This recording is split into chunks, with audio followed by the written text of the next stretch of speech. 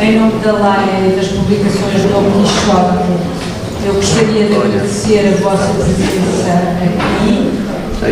No dia em que fazemos o primeiro lançamento público do romance A Arte Pendular do Baloiço, da autoria de António Tavares. Estou igualmente grata à Biblioteca Pública Municipal Pedro Fernandes Tomás, que hoje nos recebe aqui na Figueira da Foz para este lançamento, e gostaria de dirigir um agradecimento muito especial à professora Graça Capinha por ter aceitado o convite para vir aqui hoje apresentar o romance. Antes de passar a palavra, pedia apenas mais uns minutos da vossa atenção para umas breves considerações iniciais. A Arte Pendular do Baloiço é já o 6º livro de António Tavares, publicado pela Leia, e o 5º romance, antecedido por um maravilhoso livro de contos, intitulado Mesmo Não Indo, o Tempo Vai, publicado em 2024. O primeiro romance, As Palavras que Me Deverão Guiar um Dia, editado em 14, portanto 10 anos antes do livro de contos, ainda com o selo da Teorema, que entretanto se desfez, portanto passámos a editar a obra do António no Quixote. Chegou curiosamente às minhas mãos um par de meses depois do encontro neste mesmo edifício para uma sessão das quintas de leitura. Na altura eu viera acompanhar um convidado, que era o Paulo Moreiras, enquanto editora, e o António Tavares era nessa época o responsável pelo Pelouro da Cultura da Figueira da Foz e nesse âmbito também o responsável pelas quintas de leitura, estando eu longe de imaginar que ele escrevia romances. Mas pouco tempo depois, o título que referi antes, As Palavras que Me Deverão Guiar um Dia, apareceu no concurso do Prémio Leia e pela sua qualidade foi finalista do prémio num determinado ano e foi recomendado pelo júri para publicação, e foi assim que ficámos a saber que o António Tavares também escrevia literatura. E viemos aqui, então, a esta mesma sala onde estamos hoje, fazer uma sessão sobre o Prémio Leia e os seus vencedores. Eram 5 vencedores, penso eu, naquela altura que trouxemos aqui uma noite, e curiosamente quem moderou essa sessão foi o António, e foi muito engraçado porque ele esteve aqui a moderar uma sessão, vamos imaginar, no mês de maio, e em outubro, quando se abriu o envelope do vencedor do Prémio Leia, descobrimos que o livro vencedor era o António, o Coro dos Defuntos, e portanto foi muito engraçado porque ele foi quem prefia ser não alcança, não é? Ele foi finalista um ano, ganhou no outro ano e a partir daí nunca mais deixámos de o publicar. E o que queria dizer é que, à exceção do livro de contos, que obviamente é um livro com temáticas muito variadas e estilos também variados, porque é disso que se faz a riqueza de um livro de contos, todos os romances do António Tavares, embora com argumentos, contextos e focos bastante diferentes, estão, podemos dizê-lo, ligados por uma marca autoral, ou seja, algo que eu considero que é desejável na carreira de um escritor, porque mesmo que se possa pensar que um autor deve ser completamente diferente a cada livro novo, criticando-se com frequência aqueles autores que também parece que estão sempre a escrever o mesmo livro após livro, é sempre a mesma coisa. A verdade é que é muito gratificante agarrar num livro e reconhecer uma marca estilística do autor, ou seja, por exemplo, num concurso, eu tenho a certeza absoluta que se o António Lobo Antunes tivesse concorrido com o pseudónimo, que o júri, se fosse um júri culto e lido, imediatamente identificaria. E é isso que eu acho que é muito bom, de facto, um autor é ter essa marca autoral, que é, no fundo, uma marca da sua voz no património literário nacional. E aqui, no caso do António Tavares, essa marca pode ser identificada, sobretudo, por uma coisa que eu acho que distingue muito da maioria dos escritores de hoje, que é uma estrutura que é mais ou menos comum aos seus livros, aos seus romances, que tem que ver com uma alternância entre uma espécie de reportagem de uma história política normalmente real e que se entretece com um enredo completamente inventado por si e no fundo entrelaçado nessa história e não é estranho pensar que o António escreveu para jornais, porque muitas vezes é quase como, eu acredito que consulto muitos jornais das épocas, porque muitas vezes, sobretudo no seu livro Todos os Dias Morrem Deuses, que tem que ver com a sucessão do Stalin na Rússia e do facto de em Portugal não saber nada porque não chegava cá nenhuma informação, e é um bocadinho quase como um dia a dia que se vai lendo as notícias que vão chegando, as poucas notícias, portanto é quase também como uma espécie de repórter que tem a sua voz bastante marcante nos romances.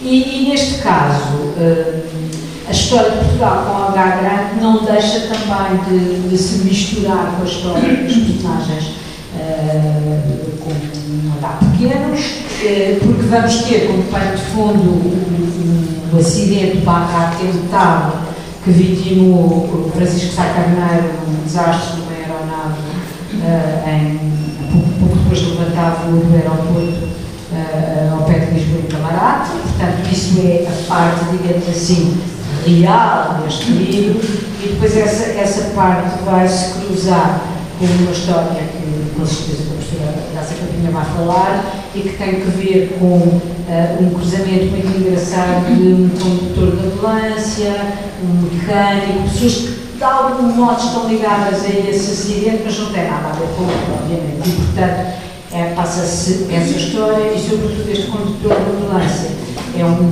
pai que esperava ver a sua filha recém-nascida numa namorada que tinha numa aldeia, e a verdade é que a criança desaparece, e, portanto, isso também é um ponto de partida, digamos assim, misterioso, que faz andar a carruagem aqui no livro, a par não só da história do acidente, como de uma coisa que foi mais ou menos contemporânea, que é a história das FP25, que aliás agora há um filme que estreou, a coisa está a ser, de repente, está a sair outra vez do segredo ou do silêncio, porque realmente foi uma história onde houve muitos mortos e ninguém pagou por isso, portanto, que é muito estranho.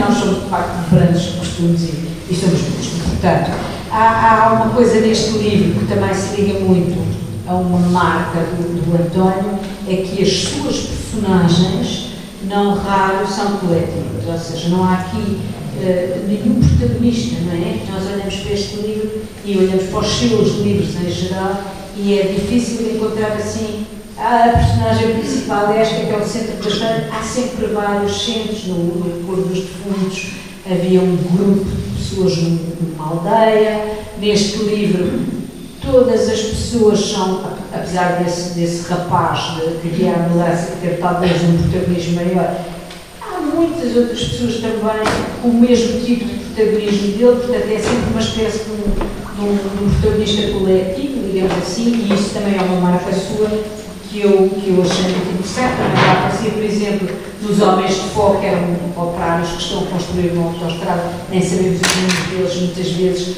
e é o conjunto dos operários no fundo que é personagem, não é?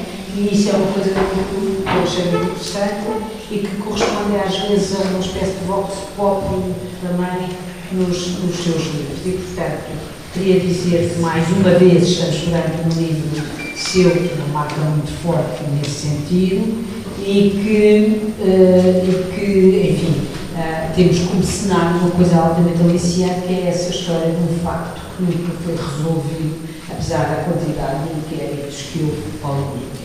Ora, não me cabe a mim apresentar o romance, temos aqui a professora Graça Campinha para o fazer, não vou atropelar o seu discurso, queria apenas dizer que ficamos muito contentes de ter mais um título do António Tavares para construir este corpus que é cada vez mais cliente, acho eu, e juntar mais um ladrilho a este mosaico tão interessante que combina sempre a história com o H grande com a história com o H pequeno, e felicito, desejando o maior sucesso para este romance, renovo os agradecimentos pela vossa presença e passo então a palavra à nossa apresentadora. Muito obrigada a todos.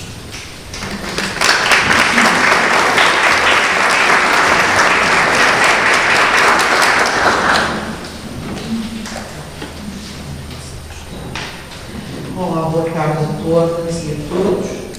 Está a funcionar? Estão a ouvir? Eu falo muito alto, se calhar nem precisava disso. A sala é grande. A sala é grande. Quero dizer que é um enorme prazer para mim estar aqui hoje. Infelizmente e orgulhosamente, eu cheguei à obra do António Tavares muito recentemente, embora tivesse tido ao longo dos últimos anos uma pessoa, a quem eu acho que posso chamar amiga hoje, mas que passou pela grande aventura do mestrado de escrita criativa que a gente criou em Coimbra, a doutora Isabel Maia. Foi ela que sempre me falava deste autor da Figueira da Foz, enfim, no meio de muitas leituras de quem é professor de literatura e sobretudo centrado na área da poesia, foi ficando para trás e finalmente foi quase uma obrigação, eu tinha mesmo de conhecer a obra deste autor e ainda bem. Portanto, quero agradecer o convite à editora e agradecer também ao António Tavares por dar este privilégio de vir aqui falar da sua obra pela primeira vez ao museu. E dizer que vai ser muito difícil, eu sei que a última vez que se calhar alguns de vocês estiveram aqui no lançamento de um livro do António Tavares, vai ser muito difícil ultrapassar o meu colega Manuel Portela. Eu não sou uma performer e, portanto, vou tentar não vos aborrecer muito e fazer, sobretudo, justiça a uma obra que eu acho que, de facto, é uma obra, não só esta, mas os livros que eu tive a oportunidade, entretanto, de ler, que merece, de facto, uma nota na história literária portuguesa contemporânea. E se calhar começava já por fazer aqui uma crítica a isso, não é? Infelizmente, em Portugal, se estamos fora de Lisboa, é muito difícil conseguir visibilidade, conseguir reconhecimento, não é? E as pessoas acham que isso é normal, que é pior.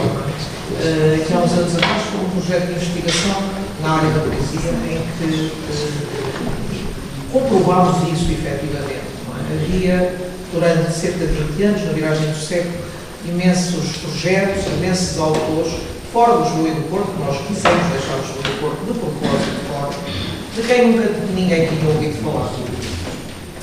E portanto, eu acho que ainda bem que há editoras como a que temos aqui,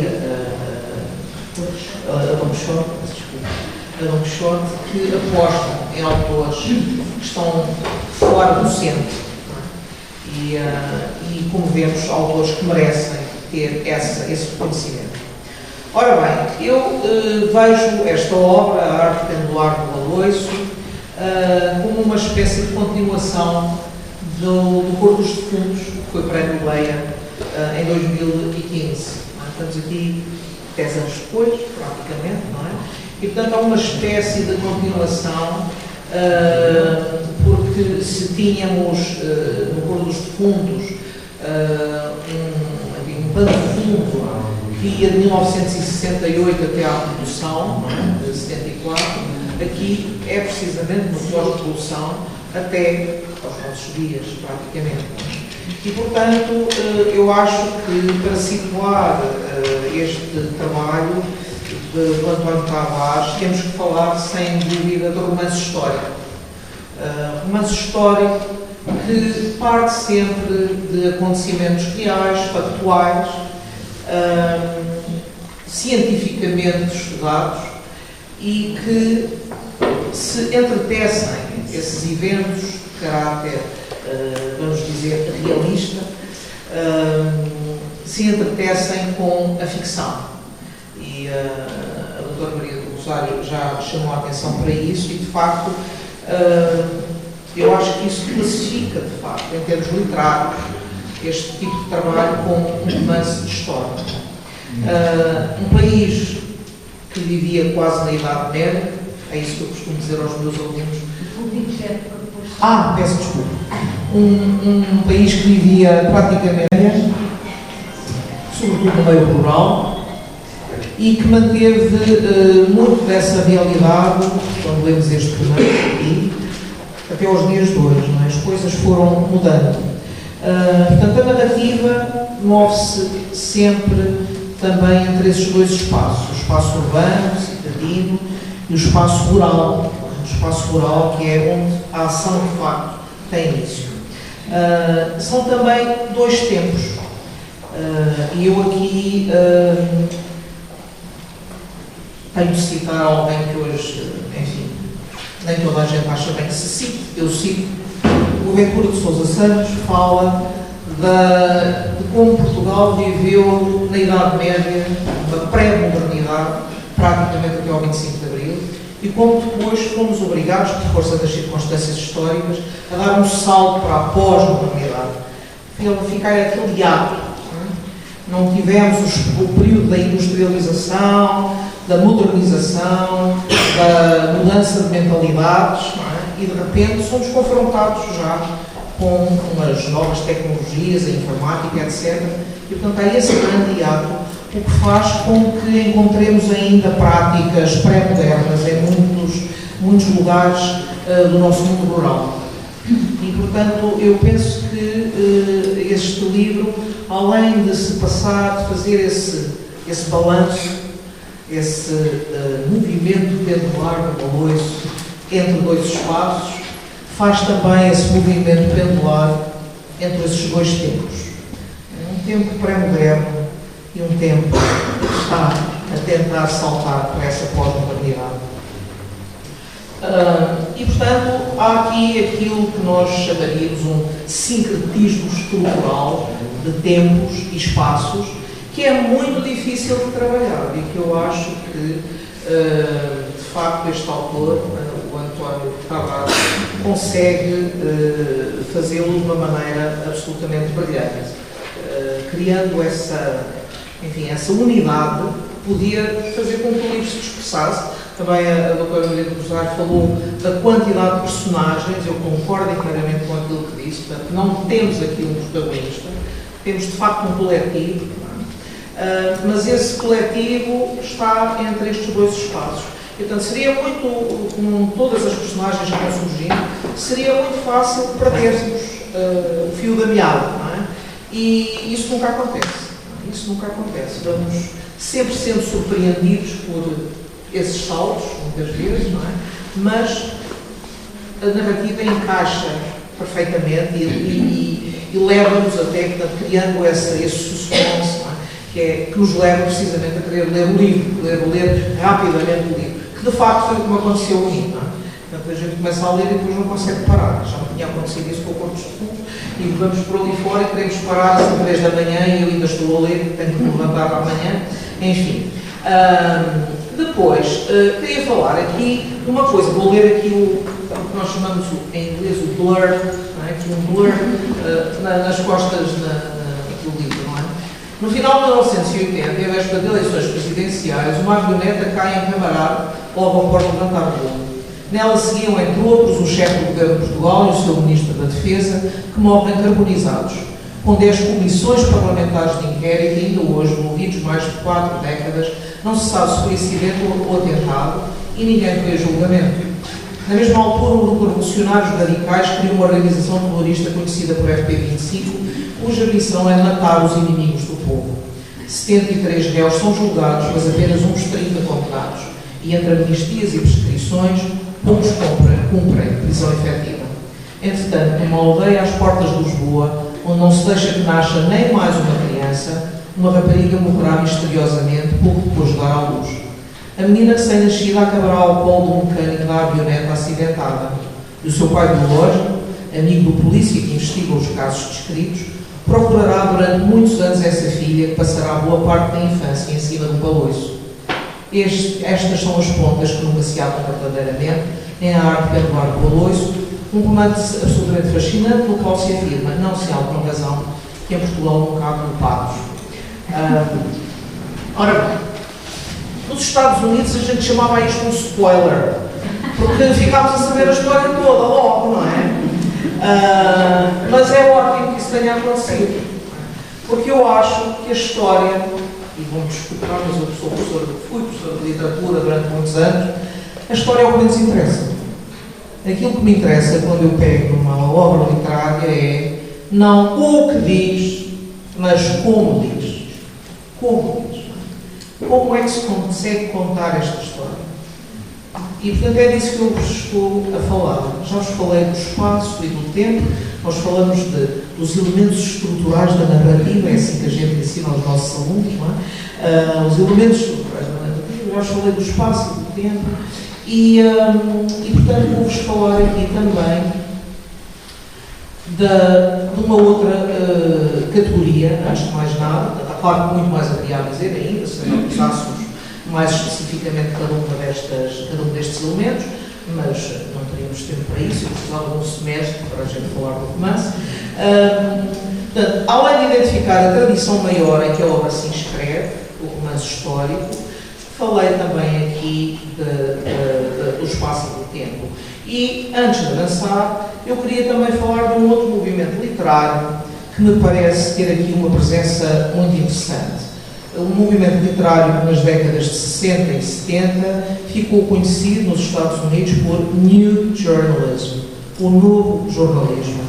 Talvez as pessoas conheçam certamente a obra In Cold Blood, Sangue Frio, do Truman Capote, é um dos grandes exemplos dessa corrente literária, e eu acho que, além do romance histórico, dessa tradição, desse movimento, também eu enquadraria aqui este tipo de trabalho num chamado New Journalism. O que é que significa então New Journalism? Significa que se parte de um acontecimento factual, verídico, e que o jornalista, e é evidente que sabemos também que o nosso autor trabalhou também como jornalista, fundou um jornal, e portanto, a partir deste conhecimento, vamos depois acompanhar o desenrolar histórico da situação, portanto, factual, e, contudo, o jornalista não tem a veleidade de pensar, e peço àqueles que estiverem aí que me perdoem, mas eu não acredito nada na objetividade da linguagem. E, portanto, não há linguagem objetiva, é sempre uma perspectiva, é sempre um ponto de vista, há sempre alguém que olha. E olha com toda a sua experiência, com toda a sua vivência, e ela é irrepetível, cada um de nós tem a sua. E, portanto, é evidente que o olhar sobre essa realidade é um olhar sempre subjetivo. E a linguagem, ainda por cima, está carregada de significados que nós não pusemos lá e que muitas vezes aparecem, estão presentes, mesmo sem que nós o queiramos. E, portanto, o que eu acho é que o António Tavares, tal como os autores que estiveram ligados a esse movimento literário, têm essa honestidade de perceber que o seu é sempre um olhar próprio, um olhar subjetivo. Eu acho que isso é mais honesto, vamos dizer assim. Há uma maior honestidade. E, portanto, capta-nos também este narrador, que é desse terceiro elemento que eu vou falar agora, este narrador que nos aparece aqui nesta história. Temos, muitas vezes, por exemplo, há momentos em que quase que é difícil perceber ou encaixar o narrador que encontramos aqui numa categoria só. Nós, quase toda a gente com certeza aprendeu o narrador da primeira pessoa, o narrador da terceira pessoa, não é? Portanto, eu gosto mais de usar outra terminologia, não? Homodiegética, que está dentro da história, está dentro da narrativa.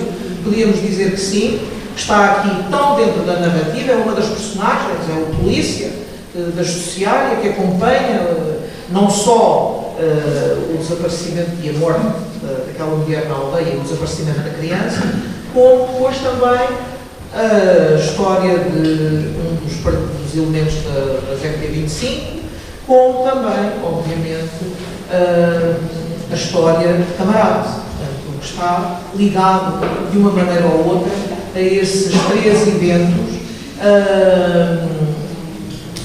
e, contudo, de vez em quando aparecem marcas de subjetividade, como se pudéssemos entrar na mente das personagens, o que, quando se trata de um narrador da primeira pessoa, não é possível, não é?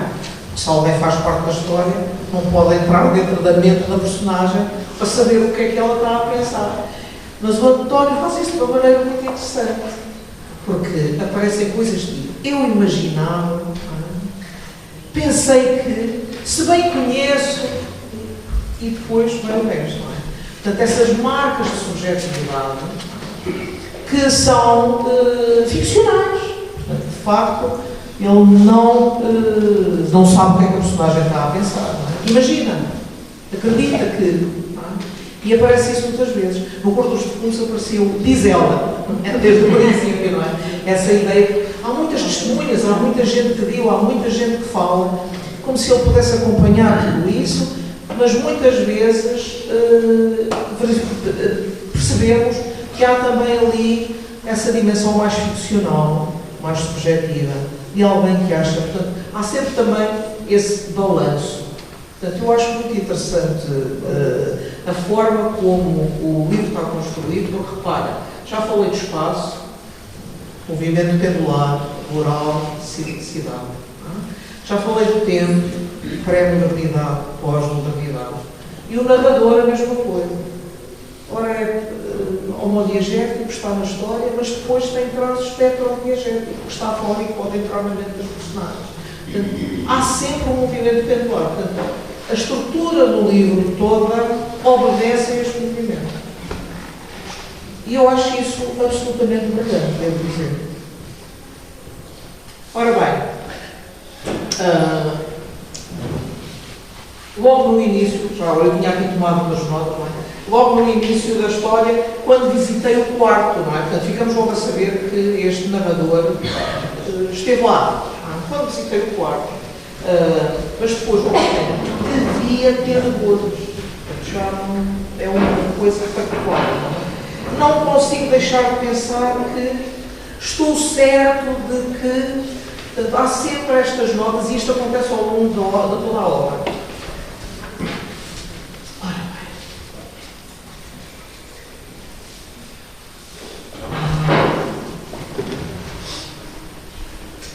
bem. Isto, repara, faz com que o narrador se torne mais digno da nossa confiança, ao contrário do que se podia esperar.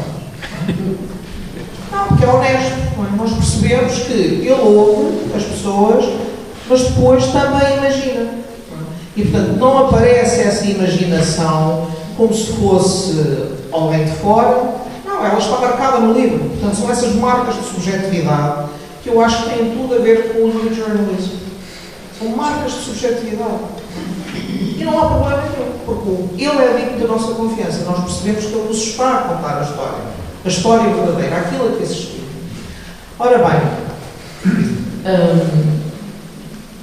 saltamos no espaço da aldeia e da morte de uma jovem mãe, logo no primeiro capítulo, para o acontecimento histórico de Camarate, a queda do avião que levava Sá Carneiro e a Medina Marta Costa. Duas investigações em curso, como eu já disse, a que se há de juntar depois a das FP25.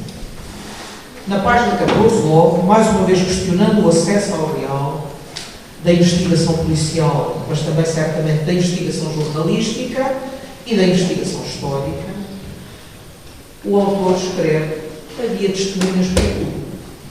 Ou seja, há sempre quem veja de formas diferentes. Havia testemunhas para tudo. No terceiro capítulo aparece a primeira pista que vai ligar as duas linhas de ação, a da aldeia da jovem mãe com a de Camarate. Trata-se de um jovem bombeiro de nome João, que acorre em serviço a Camarate e que ficamos a saber deixar uma namorada na aldeia que prometera ir buscar. Eu diria que este João é quase uma personagem shakespeariana. Fez-me lembrar muito o Hamlet, porque é uma personagem que durante todo o romance nunca decide. Portanto, estamos sempre a acompanhar o que é Paulo Hamlet.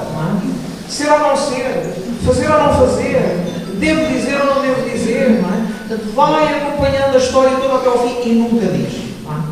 Mesmo quando a criança já é adulta e descobre, depois da morte dos pais, que é adotada e quer saber mais coisas, vem ter com ele tornar-se amigo da família, próximo, não é?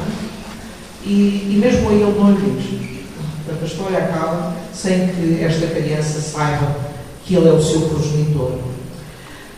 O narrador conta-nos até como o narrador, este polícia das sociais, começa por nos contar logo como conheceu o João e como foi o próprio João que lhe contou que saiu da aldeia e passou o treinador à jorna a bombeira.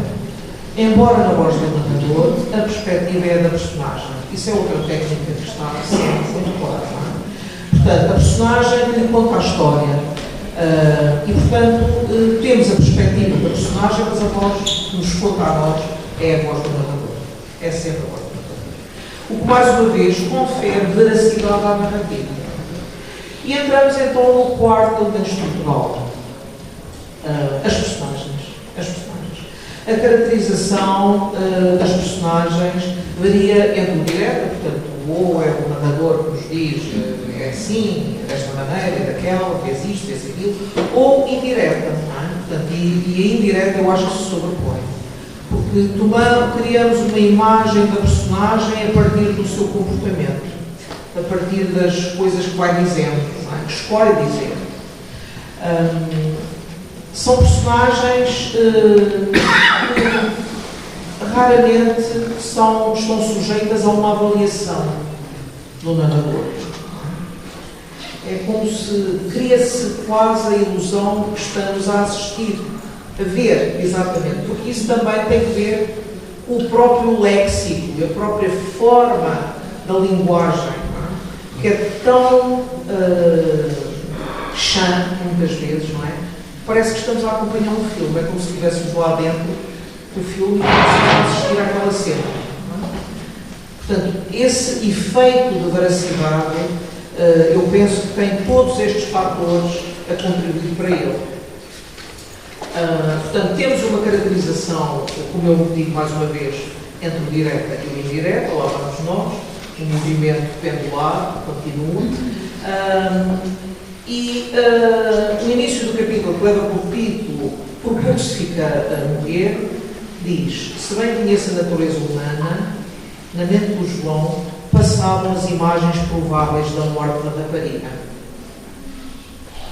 Aqui não é a personagem que conta, mas é de facto um dos tais momentos em que o narrador parece que consegue entrar na mente da personagem, mas não entra. Se bem, ou seja, afirma a sua ficcionalidade. Afirma a sua ficcionalidade. E não é por isso que a história nos parece menos verdadeira, pelo contrário.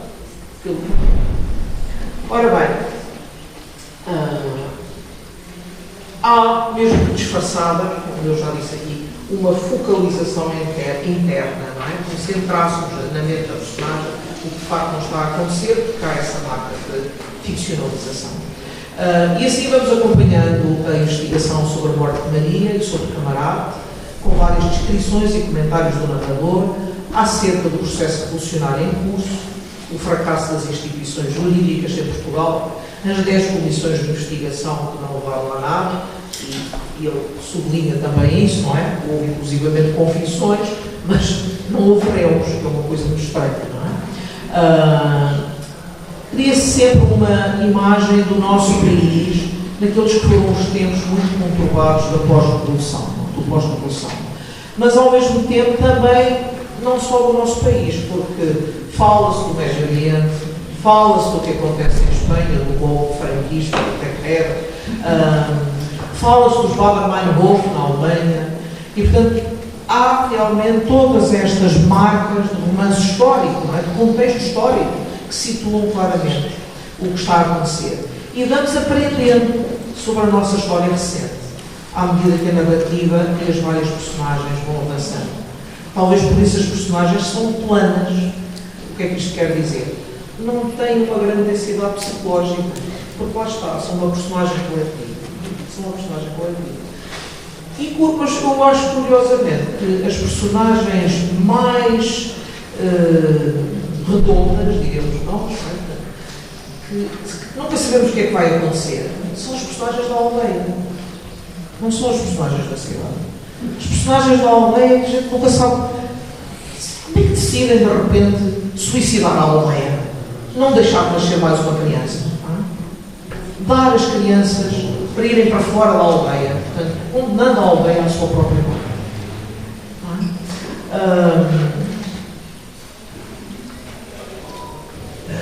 O João é um bom exemplo disso. Nós nunca sabemos até ao fim o que é que vai acontecer. Que se ele vai falar ou não vai falar. São capazes de atos inesperados ou momentos estranhos, o que permite também alguns momentos de humor, como por exemplo a acusação repetida da velha que sempre que ao João dizia, acusatoriamente, não vieste ao funeral do meu homem.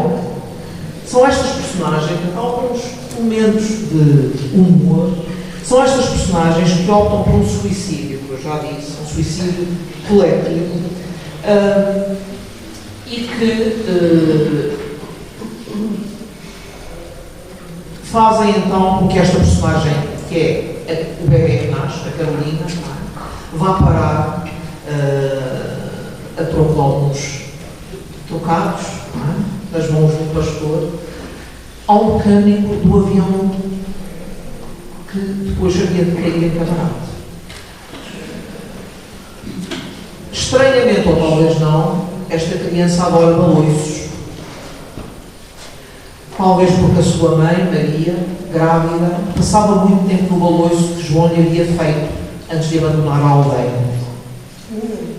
Ou porque tinha na memória esse movimento que todas as mães produzem no seu ventre. A mãe lhe faltou, talvez por isso ela pensasse tanto, gostasse tanto disso. O baloiço há depois aparecer fisicamente nesta narrativa, quase como um leitmotiv, quase é um motivo que desde o início marca a narrativa até ao final. E portanto não só existe como um motivo que une as várias linhas, as várias personagens, etc., mas estruturalmente o movimento do baloiço está lá sempre, mas ele existe além do mais factualmente. Portanto, está lá, há de aparecer sempre, de uma maneira ou outra. Um motivo dominante que aponta então para os vários movimentos pendulares desta ação. E a ação é o quinto elemento estrutural, não é? O último elemento que eu vou falar. Aliás, tenho estado sempre a falar dele de uma maneira ou outra, mas só para resumir. Entre uma linha de ação macro, que o jornalismo e a disciplina das histórias constroem, e uma linha de ação micro, que por sua vez se pulveriza em diversas linhas de ação específicas de cada uma destas personagens e das suas circunstâncias. A forma como António Taivares foi capaz de ir entretecendo tudo isso, de as ir entretecendo, todas estas linhas, todas estas personagens, exige uma técnica narrativa exímia. Ou seja, o que eu estou a dizer basicamente é que não é qualquer contador de histórias que é capaz de fazer isto. E isso, desculpa, sou professor de literatura, é aquilo que para mim define a qualidade de um texto. É por isso que um texto tem qualidade. Não é porque conto uma história. Eu costumo até dizer, os meus alunos gostam sempre de contar as histórias, como podem imaginar. É mais fácil. Conta-se a história. A gente não quer, não é? É muito difícil convencê-los que não devem fazer isso. Mas eu costumo dizer aos meus alunos, costumava dizer aos meus alunos, já não sei bem, costumava dizer, desde os gregos, poucas histórias ficaram para contar. E, portanto, aquilo que nós temos que apreciar numa obra de arte literária é precisamente a construção da coisa. Como é que este autor consegue contar a história, captar a nossa atenção, ensinar-nos coisas, deixar-nos a pensar em muitas outras coisas. Como é que ele foi construindo, entretecendo tudo isto para chegarmos a um produto final. E, portanto, este romance conta histórias da história, mas é uma obra que vai bem para além disso. e que nos deixa as grandes questões da nossa existência. O que é a verdade e o que é a ficção? O que é o progresso e ser moderno? Em última análise, o que é esse grande movimento pendular do baloiço a que todos nós obedecemos, entre a vida e a morte? E eu quero dar os parabéns ao António e agradecer mais uma vez ter-me dado a oportunidade de falar deste livro. Obrigada a todos.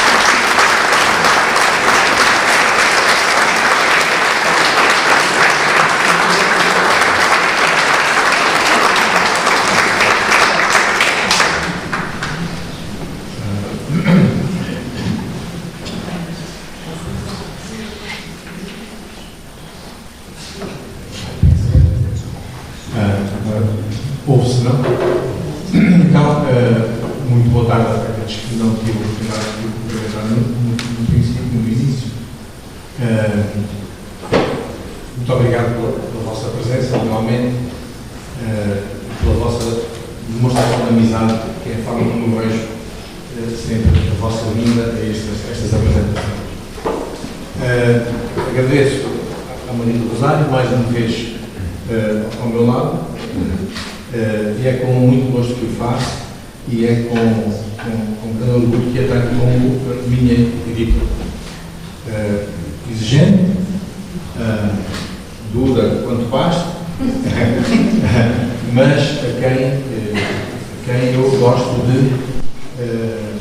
reconhecer essa qualidade de que o meu trabalho só melhora com a presença.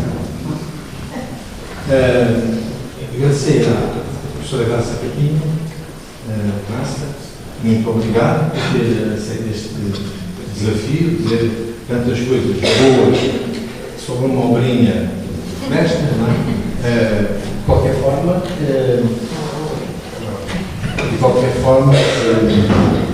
fiquei a perceber muitas das coisas que ainda estava a fazer. Desde logo, e para começar pelo princípio, o próprio título que eu buscava, e durante bastante tempo busquei, o sentido, porque raia que o romance havia de se chamar A Arte Pendular do Baloiço, e não A Arte de Pendular o Baloiço, como eu já vi várias versões do título. Aliás, eu sou tão bom em títulos que depois toda a gente inventasse uma própria versão.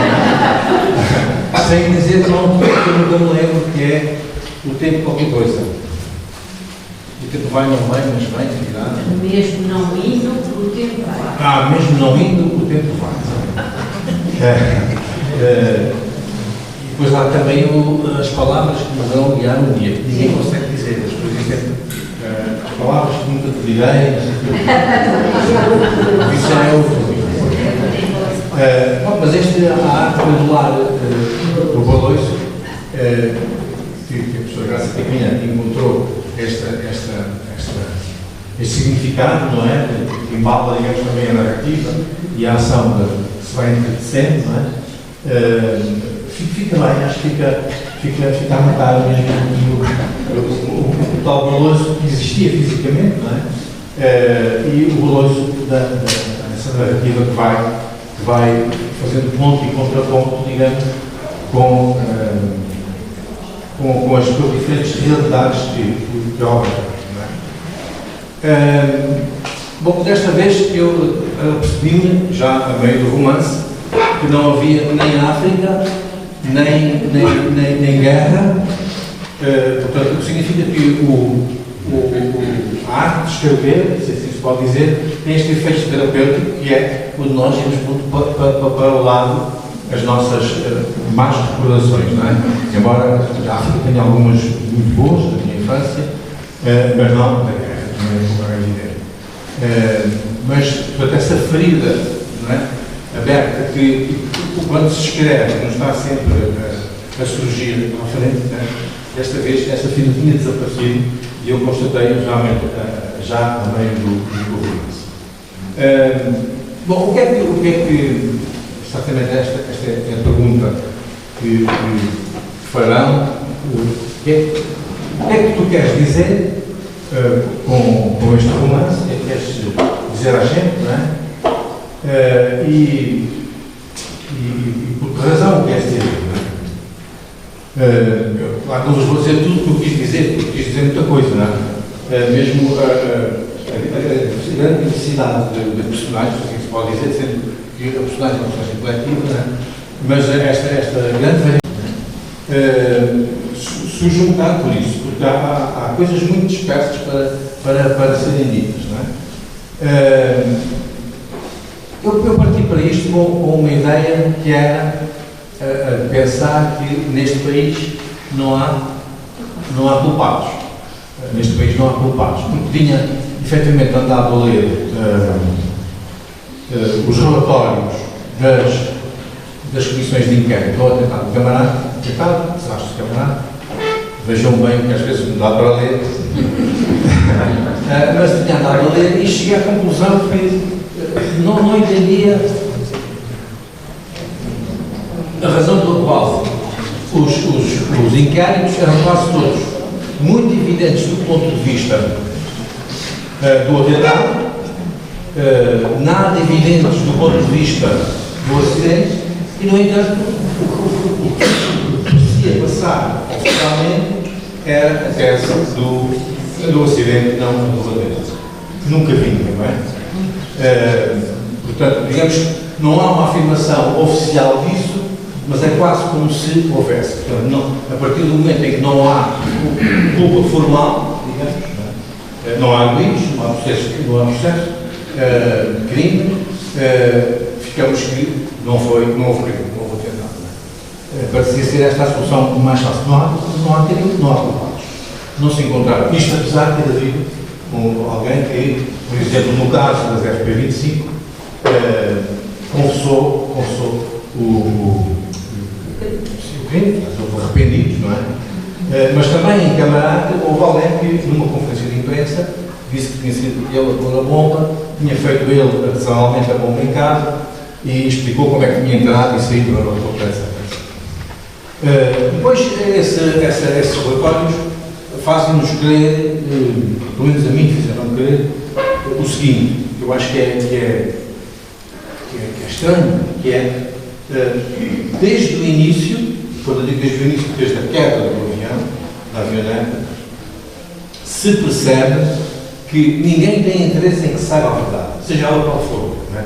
Ou seja, parece que, não sei se vocês sabem, mas os despojos da avioneta ficaram no local onde ela caiu durante 5 dias. E só ao fim de 5 dias é que foram removidos. Ora, como diz ali o nosso polícia, né, de serviço, e só isto é a demonstração de que ninguém quer atuar coisa em cima nenhuma, não é? Porque se os destroços ficam lá durante 5 dias e podem ser contaminados com coisas que as pessoas atiravam para lá, não é? As pessoas podiam ser retiradas também. Aliás, os despojos são levados depois para um armazém do aeroporto da Portugal e são atirados com um canto do armazém, são vedados com uma mera fita, daquelas fitas vermelhas, né, que são não dá sinistros. E de facto apareceram peças que nem eram daquele tipo de avioneta, nem sequer faziam parte do metal, do tipo de metal que era feito, digamos, o vestimento da avioneta. Portanto, tinham sido naturalmente atiradas para lá, não é? E estavam contaminadas com explosivos, não é? Estavam contaminadas com explosivos. Eu vos digo que não é preciso muito para ser contaminado com explosivos, porque durante algum tempo, eu quando passava naquelas coisas dos aeroportos, apitava e não sabia porquê. É certo que depois de uma mandava-me embora. E eu um dia perguntei ao sujeitinho, ao sujeitinho de serviço, porque é que aquilo apitava sempre? Ele disse, é explosivos. Eu disse, mas eu tenho explosivos. Tem que ter. É em pouca quantidade. Pois, e foi aí que eu pensei que, como eu usava, devido a um problema que eu tinha que usava, um pensozinho de nitratos, né? E os nitratos explodem, não é? Portanto, eu andava com explosivos sem saber. Parece que era mesmo em quantidade muito baixa. Mas a questão ali, de facto, é essa. Desde o primeiro momento, que não há interesse em que se vá ao encontro da verdade material, da verdadeira verdade da coisa, não é? A partir daí é tudo extremamente pior. A coisa depois vai pior. E também é interessante, e achei interessante que a Graça tenha citado isso, que é aparecem testemunhas para todas as situações. Havia sempre quem, se era necessário ter visto a mulher arder, não faltava quem visse a mulher arder. Se era necessário haver quem tivesse visto que a Brilhanta não ardia, quando foi no ar, também havia gente a dizer o mesmo. Se era necessário dizer que a conta de roubo, ou melhor, quando caiu, ardeu, também havia, e assim sucessivamente. E havia alguém no plano de acesso ao avionante que pudesse ter colocado uma bomba. Também havia testemunhas. Havendo testemunhas, quando tudo e mais alguma coisa, não se resolve nada. Vocês lembram certamente também e eu faço menção a isso, o governador faz menção a isso, ao desastre da ponte entre os rios, não é? Em que também não houve culpados. Não houve culpados. O ministro admitiu-se, não é? E com a demissão muito rápida, apresentada muito rapidamente, a coisa referiu-se. Foi um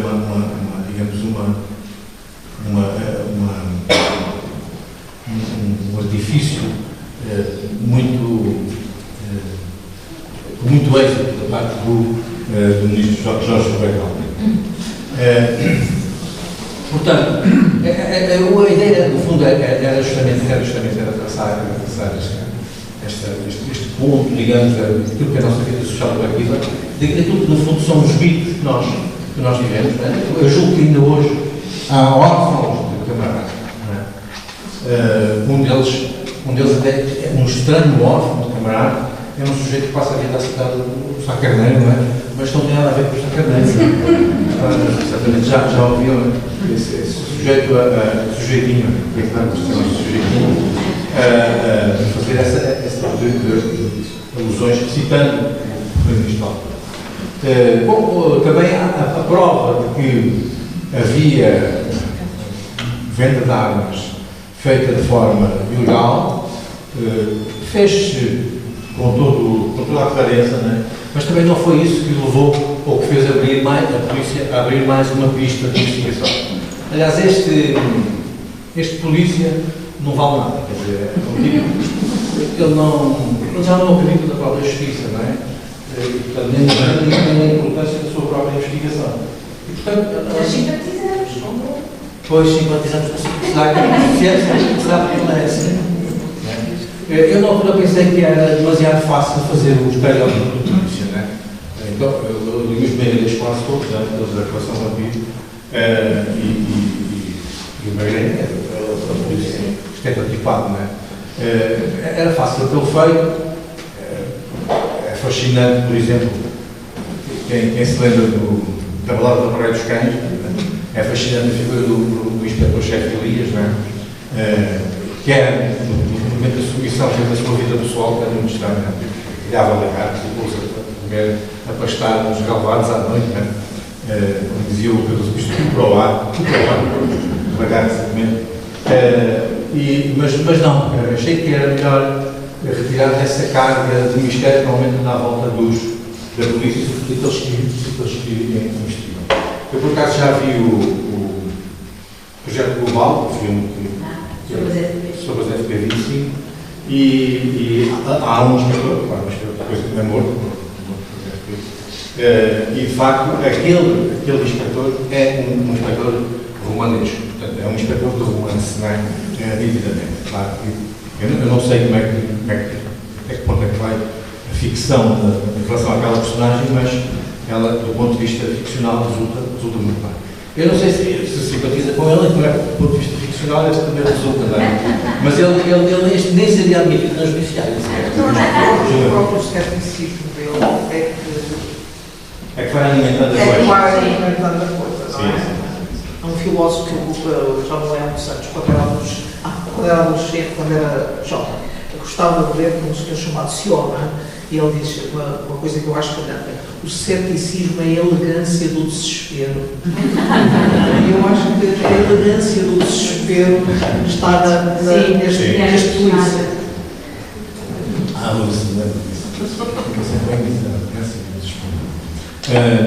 Pois, ele não era de facto admitido na Judiciária porque não era com as suas ações que se sabia mais acerca de. Mas, embora há aqui uma situação em que ele se refere, que é os proprietários da avioneta apareceram mortos num apartamento, creio que é em Cascais.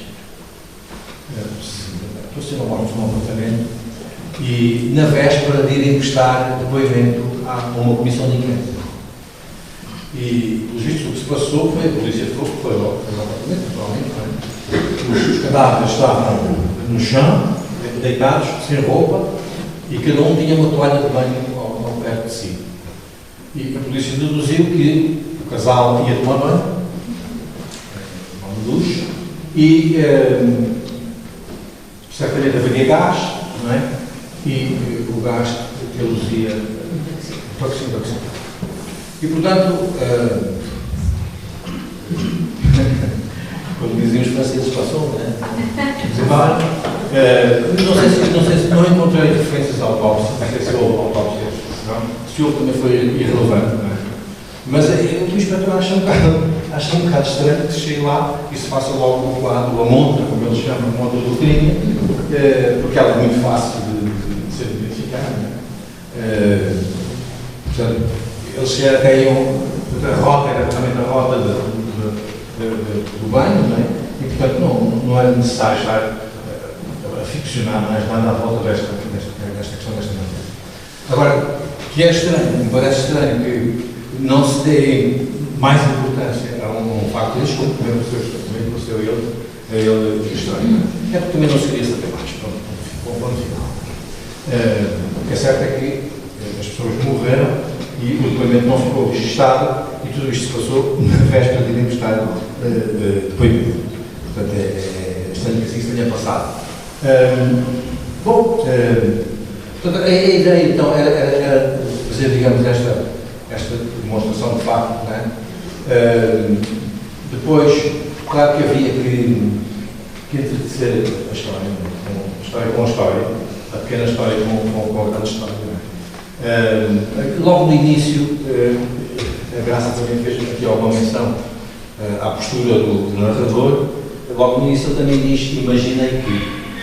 Eu não sei se o livro, eu acho que tinha posto no manuscrito uma frase que os grandes livros costumam levar, que é. Não sei se ficou. Coincidência. Pois esta, eu tinha posto era uma história ficcional baseada em factos reais. No qual eu vou no processo. Mas está sossegado, estou aposentado. Portanto, isso era, digamos, uma proteção. Mas ele também diz logo, eu imaginei que. Portanto, o leitor é colocado na situação de pensar que, se calhar, muitas das coisas que ele vai transmitir foram, de facto, imaginadas. Pronto, e depois essa pequena história que se entrelaça com a grande história é apenas, digamos, criar laços entre essas personagens e colocá-las em espaço comum com as outras, não é? O mecânico com a avioneta, mas depois o mecânico com o bombeiro, porque alguém teve que ir lá retirar os cadáveres, não é? E por aí fora. Portanto, de facto, são os acontecimentos reais que vão juntando as personagens fictícias, não é? Portanto, digamos que o mundo fictício serve ao mundo real, não é? Embora muitas vezes pudesse comigo a pensar que entre nós, em Portugal, no nosso país, muito amado, o real às vezes é muito mais interessante do que o ficcionado, é? Mesmo para quem quer ficcionar. E, portanto, ou de uma forma ou de outra, o objetivo certamente deveria ser alcançado. Mas não quero dizer muito mais do que isto. Deixa-me só ver aqui. Eu quis dar aqui alguma ênfase ao acaso. Mostrar que as coisas acontecem muito nas nossas vidas, não é? Muito por acaso. E a imagem que eu tinha visto era aqueles painéis que há nos aeroportos das partidas e das chegadas, né? Que é um ciclo. Partir, chegar, né? Isso também se conjuga com o tal movimento pendular.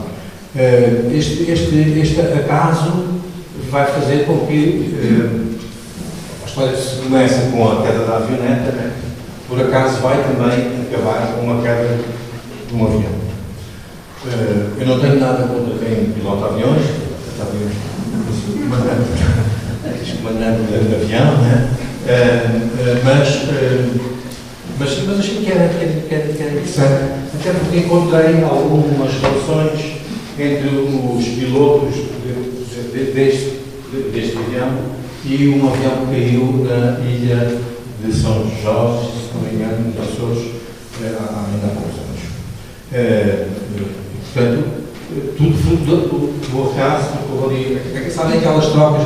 Eu era para não ir no avião, mas à última hora chamaram-me, eu fui e tal, e o avião caiu, né? Ou ao contrário, às vezes acontece. E julgo que isso ficou, pelo menos do ponto de vista do romance, do ponto de vista literário, pareceu que ficou muito interessante. Em suma, eu acho que, de facto, um livro que se pode ler muito rapidamente, não faz pensar muito, é mais pelo divertido para. Eu acho que não. Faz.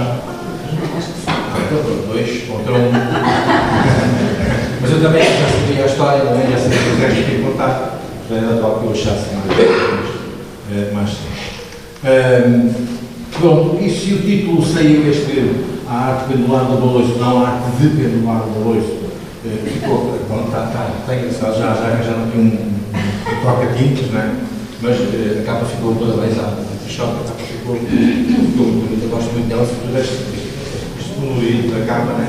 O avião lá dentro e cair, sabendo se vai lá dentro o primeiro-ministro e o ministro da Defesa. E mais algumas coisas. E mais algumas coisas.